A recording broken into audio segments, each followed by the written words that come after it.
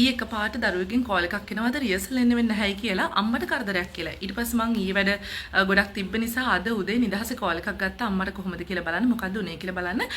ඇත්තටම සිද්ධ වෙච්ච දේ නම් මට හිතා ගන්න බෑ. නිසා මං හිතුවා අත්තක මේක ෂෙයා කරගන්නවා කියලා. අපි දන්නවනේ මේ දවස්වල හැමෝම නුවර යන්නේ අය කියලා. ඉතින් ඒ අම්මත් හරීම සැදැහැසිතින් නුවර ගිහිලා තියෙන්නේ අති උතුම් පූජනීය ශ්‍රී දන්ත ධාතුන් වහන්සේ වන්දනාමාන කරගන්න අරමුණින්.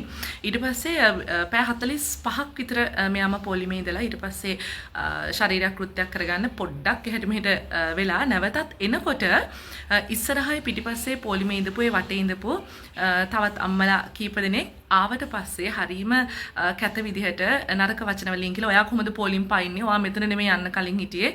ඔයා පිටිපස්සට යන්න කියලා මේ අම්මට පොඩ්ඩක් නරක වචන වලින් මැල්ලා තිනවා. ඒත් මේ අම්මා ඉවසන් ඉඳලා තියෙනවා.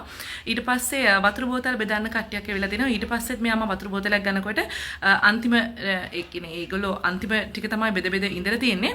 ඊට පස්සේ මේ අම්මට හක් ගාලා වතුර බෝතලයක් ඉල්ලනකොට ඊට පස්සේ අරගොල්ලෝ පැනලා මේ අම්මට දුන්න බෝතලෙත් අරගෙන. ඊට පස්සේ මේ අම්මා අහලා අනේ අයි එහෙම කරන්නේ මට හරි තිබ්බහයි මෙතන යන්න තැනකුත් නැහැ කියලා. ඊට පස්සේ ඕක දුර දිග ගිහිල්ලා මේ අම්මව කොහොම හරි ඒ වටේ ඉඳපු අනිත් අම්මලා ටික අතින් මන් දන්නේ නැහැ කොහොමද උනේ කියලා අම්මව තල්ලු වෙලා ගිහිල්ලා පාරට වැටිලා අම්මගේ දණහිස ලෙලි ගිහිල්ලා වැලමිට අතපය ටිකක් අම්මට අමාරුයි. ඉතින් වැඩේ තියෙන තුවාල හොඳ කරගන්න එක නෙමෙයි අම්මා දියවැඩියා රෝගී තත්ත්වෙන් පෙළෙන කෙනෙක්. ඔබ දන්නවා එවැනි තත්ත්වයක ඉන්නකොට තුවාලයක් වුණොත් ලේසියකින් හොඳ කරගන්න බෑ. මම දන්න සමහර වැඩිහිටියෝ ඉන්නවා එක තුවාලයක් නිසා ජීවිතෙන් සමුගත්ත.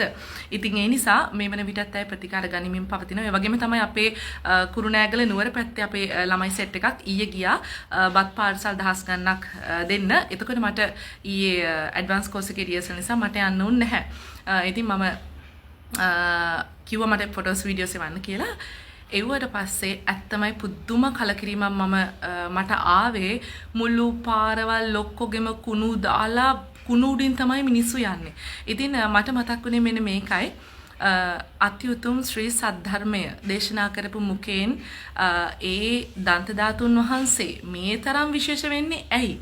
බුදුරජාණන් වහන්සේ වැඩ සිටි බවට අපිට තියෙන ජීවමාන සාක්ෂියත් ඒකේ වගේම තමයි ධාතුන් වහන්සේලාගෙන් වැඩි හරියක්ම වැඩිපුරම ප්‍රාතිහාර්ය පාන සහ පාපු ධාතුන් වහන්සේ තමයි ශ්‍රී දලදා ධාතුන් වහන්සේ. ඉතින් ඒ නිසා ශ්‍රී සද්ධර්මයේ දේශනා කරනකොට ඔය කටින් වචනයක් පිට වෙනකොට ශ්‍රී මුකෙන් වචනයක් පිට වෙනකොට මේ දන්ත ධාතුන් වහන්සේලාගේ වැදිලා තමයි මේ වචන හැම එකම මේ විශ්වයට මුදා හැරුණේ. ඉතින් එතන තියෙන ප්‍රාතිහාර්ය ගැන අපිට ඩවුට් එකක් තියාගන්න අවශ්‍ය නැහැ. ඉතින් බුදුන් දැක්කා හා සමානයි. එතනට ගිහිල්ලා වන්දනා කරගන්නවා කියන එක.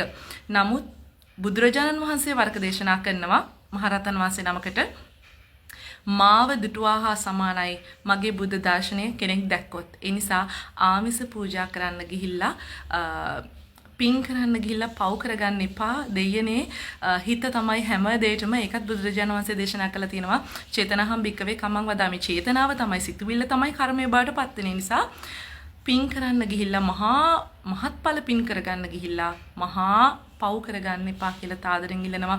ඒ වගේම තමයි අපේ පූජනීය නගරය ලස්සන නුවර කැත කරන්න එපා කුණු කසල දාලා. ඒ වගකීමත් ඔයා තියාගන්න පුළුවන් නම් ගොඩක් වටිනවා කියලා මං හිතනවා.